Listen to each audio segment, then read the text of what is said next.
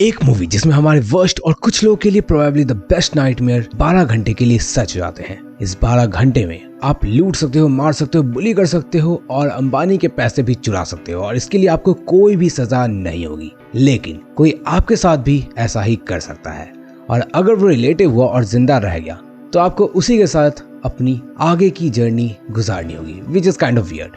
तो ये है पर्ज फिल्म सीरीज का पार्ट 2 जो कि पिछले पार्ट जितना ही धमाकेदार है। इसमें एक कपल है और कुछ लोग बीच रास्ते में फंस जाते हैं। अब क्या ये सरवाइव कर पाएंगे या नहीं, इस पर ही पूरी फिल्म बेस्ड है क्योंकि उनके पास कोई गन्स भी नहीं है और रात भर इनके पीछे कुछ लोग पड़े हुए रहेंगे। फिल्म शुरू होते ही हमें पर्ज की बेसिक ब्रीफिंग दी जाती है कि कैसे पर्ज होने से अनएम्प्लॉयमेंट कम हो चुकी है, वहीं गरीबी भी खत्म हो चुका है। पर्ज को implement new founding fathers of America ने किया था, जिनके ग्रुप को NFFA भी कहते हैं। ये पर्ज 12 घंटे तक चलती है, मतलब तब तक के लिए सभी क्राइम्स लीगल है। मूवी में जब NFFA अपना स्पीच दे रहे होते हैं उसके कुछ ही घंटों में पर्ज शुरू होने वाला था। अब हमें इस फिल्म का मेन कैरेक्टर लियो दिखता है जो अपने हथियारों के साथ ट्रेनिंग कर रहा है। लियो क्या है, कौन है, अभी हमें कुछ भी नहीं पता, लेकिन ये सीन उसके और उसके बेटे के पिक को दिखाती है जिसमें हम अज्यूम कर सकते हैं कि वो ये पर्ज शायद अपने बेटे के लिए ही करेगा। सीन एक मैरिड कपल शेन और लिज को दिखाती है जो कि एक मॉल से बाहर निकल रहे होते हैं। तभी उन्हें एक गैंग दिखती है जो पर्ज का वेट कर रही थी। ये कपल उस गैंग को देख वहां से चले जाते हैं, लेकिन थोड़ी आगे जाकर उनकी गाड़ी खराब हो जाती है। ये गाड़ी को चेक करते हैं और देखते हैं कि गाड़ी का फ्यूल पाइप कट चुका है। वो घबरा जाते हैं और तभी उनके पीछे से वही पर्ज गैंग वहां जाती है। मतलब इस गैंग ने अपना पहला शिकार ढूंढ लिया था जिनकी ये इस रात बैंड बजाने वाले हैं। डरते हुए कपल पैदल ही वहां से भागने का डिसाइड करते हैं क्योंकि पर्ज शुरू होने में अब कुछ ही देर बाकी थे।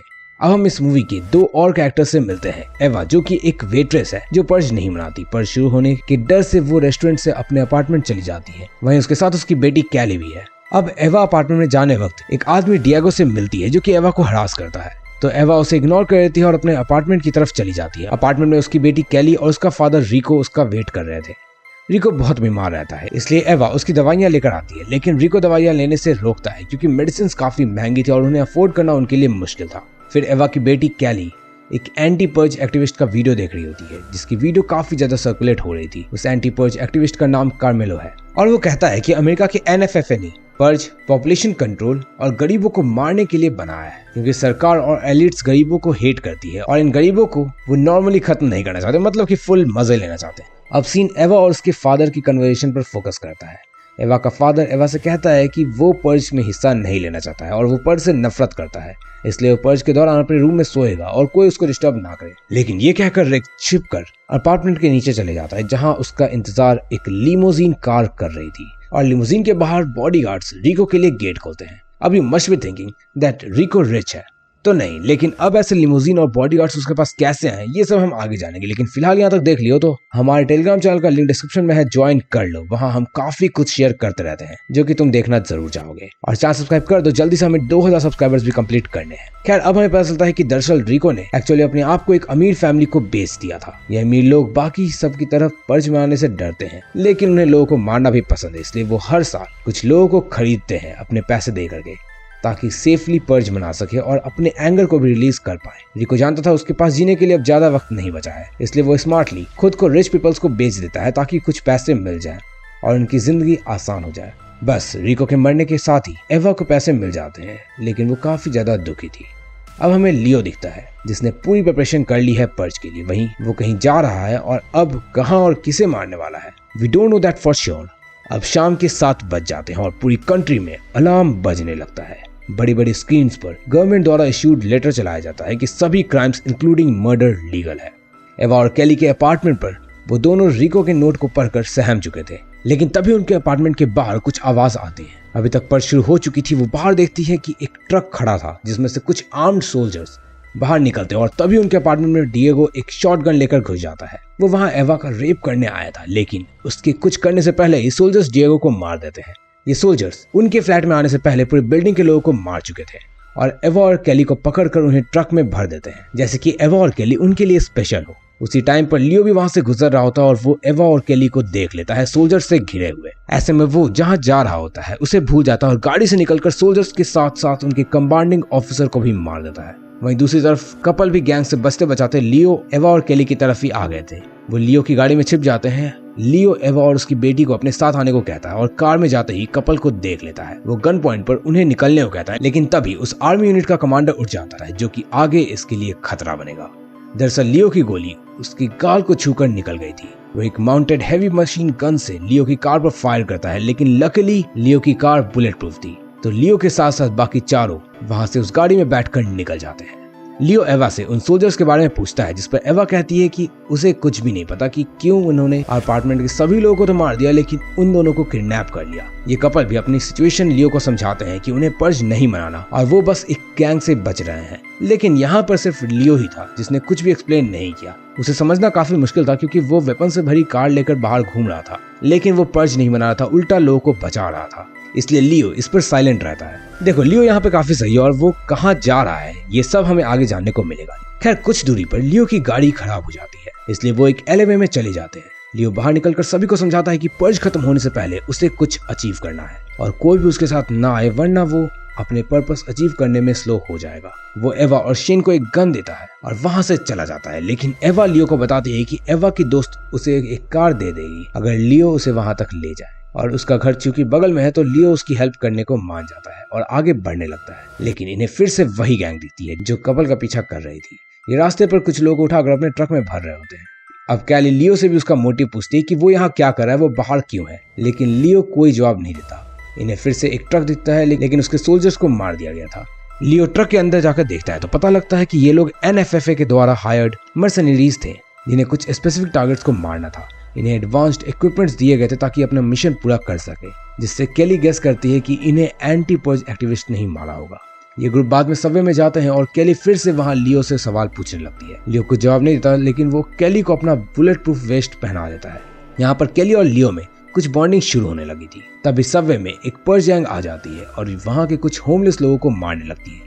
ये देखकर कपल इन पर फायरिंग करना शुरू कर देते हैं, लेकिन इस झगड़े में शेन घायल हो जाता है। फिर ये लोग शेन को लेकर एवा के फ्रेंड तान्या के घर पर पहुंच जाते हैं। तान्या के घर पर पार्टी चल रही थी। तान्या उन्हें घर पे आने को इनवाइट कर देती है, लेकिन लियो एवा से जब कार के बारे में पूछने को कहता है तो यहाँ एवा लियो को सच सच बताती है कि उसने झूठ बोला था ताकि वो सेफली तान्या के घर तक पहुंच सके। लियो इस पर बहुत गुस्सा जाता है और बताता है कि वो एक पुलिस ऑफिसर है और उसे उसके बेटे के खूनी को मारना है जो पिछले साल ड्रंक होकर उसके बेटे को उड़ा दिया था। वो सिर्फ 4 साल का था, जिसके बाद वो वहां से जाने लगता है। ऐसे में केली प्रवचन देती है कि किसी को मारने से कोई भला नहीं होगा, उसका बेटा भी खुश नहीं होगा।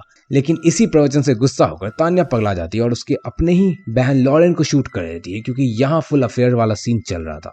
साथ ही वो अपने हस्बैंड को भी मार देती है। इसी वजह से लियो और उसका ग्रुप वहां से बाहर निकल जाते हैं और नीचे चले जाते हैं। नीचे उनका इंतजार एक और यूनिट कर रही थी और इसमें वही कमांडर था जिसे लियो ने शूट किया था। दरअसल इस यूनिट ने ट्रैफिक कैमरा के थ्रू उनका पता लगाया। वो लियो से बदला लेना चाहता है। फिर लियो और ग्रुप वहां से भागकर और तबाही मचाकर वहां से सक्सेसफुली एस्केप कर लेते हैं, लेकिन वो कपल के पीछे पड़े गैंग के जंगल में फंस जाते हैं। मतलब कि यहाँ आगे खुआ पीछे खाई, अब ये कैसे बचेंगे भाई। उस गैंग का लीडर क्लियर करता है कि वो उन्हें कुछ नहीं करेगा, बल्कि सिर्फ अमीर लोगों को बेच देगा जो सेफली पर्ज मनाते हैं। वो गैंग इस ग्रुप को कुछ लोगों को हैंड ओवर कर देती है और पैसे ले लेती है। यहाँ पर इनके ऊपर बोली लगती है और जो भी सबसे ज्यादा बोली लगाएगा उन्हें उनके पसंद के साथ एक डार्क रूम में बंद कर दिया जाएगा, जहाँ पे चूहे बिल्ली का खेल यानी कि हंटिंग कंपटीशन शुरू होगा। अमीर लोगों के पास वेपन्स है और नाइट विजन गॉगल्स हैं, जिससे वो आसानी से इन्हें मार सकते हैं, और बाकी अमीर लोग इस खेल को एक विंडो से देखेंगे। लेकिन अपने ग्रुप में लियो है जो कि फुल ट्रेंड है। वो ग्रुप को एक सेफ जगह पर एक साथ बैठने को बोलता है और एक अमीर इंसान को मार के उसका नाइट विजन गॉगल्स ले लेता है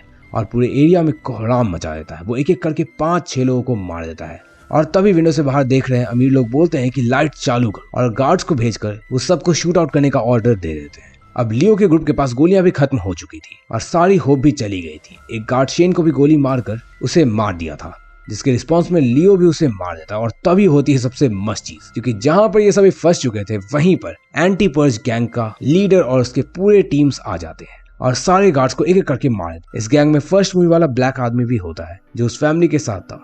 खैर फर्स्ट पार्ट नहीं देख रहे हो तो वो भी सॉलिड था, लिंक डिस्क्रिप्शन में मिल जाएगा, जाकर देख लेना। खैर इस आर्मी को लीड करने वाला कोई और नहीं बल्कि एंटी पर्ज एक्टिविस्ट का लीडर कार्मेलो होता है। वो लोग ग्रुप से बाहर निकलने को कहते हैं, लेकिन लिज शेन की मौत का बदला लेने के लिए रुक जाती है और वो उस ग्रुप के साथ जुड़ जाती है। वहीं लियो, एवा और केली वहां से बाहर निकल जाते हैं। अब पर्ज खत्म होने ही वाला है, लेकिन लियो को अपने बेटे की मौत का बदला लेना था। वो गाड़ी एक घर के सामने लेकर पहुंच जाता और बताता है कि उस घर के ओनर ने दारू पीकर उसके बेटे को उड़ा दिया था और बाद में वो अपने गवर्नमेंट कनेक्शन से जेल से भी बाहर निकल गया। तो अब लियो पर्ज की हेल्प से उसे मारना चाहता है। लियो एवा और केली को गाड़ी में ही वेट करने को कहता है और खुद अंदर चला जाता है और उस ऑनर और उसकी बीवी को उठाकर उन्हें बहुत ट्रॉमेटाइज करता है। उसकी बीवी उसकी जान की भीख मांगती है और हमें इसके आगे कुछ भी नहीं दिखाया जाता कि क्या हुआ, लेकिन हमें फुल ड्रामेटिक वाली आवाज सुनाई देती है जिससे लगता है कि वो बंदा मर चुका है। लियो उस घर से बाहर आता है, लेकिन लियो पर कोई और गोली चला देता है। बता दूं, ये वही कमांडिंग ऑफिसर रहता है जिस पर लियो ने गोली चलाई थी और वो बाल बाल बच गया था। वो बताता है कि पर्ज के टाइम पर गरीब और लोअर क्लासेस बाहर नहीं निकलते हैं, इसलिए एनएफएफए ने उन्हें हायर करके गरीब लोगों को मारने के लिए कहा था ताकि पर्ज का असली यूज पूरा हो सके। और वो नहीं चाहता कि लियो जैसे कोई और हीरो बाहर निकल के इन गरीब लोगों को बचाए। लेकिन इससे पहले कि वो कमांडिंग ऑफिसर लियो को गोली मारता, उस ऑफिसर को ही कोई गोली मार देता है और ये वही इंसान था जिसने लियो के बेटे को मारा था, जिसका मतलब कि लियो ने केली की एडवाइस मान ली थी और वो इंसान भी अच्छा बन चुका था। ये देखकर उसकी बाकी के आर्मी स्क्वाड सबको मारने आ जाती है, लेकिन तभी सायरन बच जाता है और पर्ज खत्म हो जाता है। वो स्क्वाड वहां से चली जाती है और एवा और केली लियो को उसी ऑनर की कार में हॉस्पिटल ले जाते हैं और लियो को बचा लिया जाता है और मूवी यहीं खत्म हो जाती है। ये मूवी इंसानों के डार्क नेचर पर बेस्ड है जो एक नो रूल वर्ल्ड को इमेजिन करती है और कैसे इस वर्ल्ड में ह्यूमंस कितने क्रूर हो सकते हैं ये एक्सप्लोर करती है और हमें बताती है। ये फिल्म और इसके ऐसे कई सारे और मूवीज भी टेलीग्राम चैनल पर मिल जाएगी, तो ज्वाइन कर लेना और सब्सक्राइब कर देना। बाय।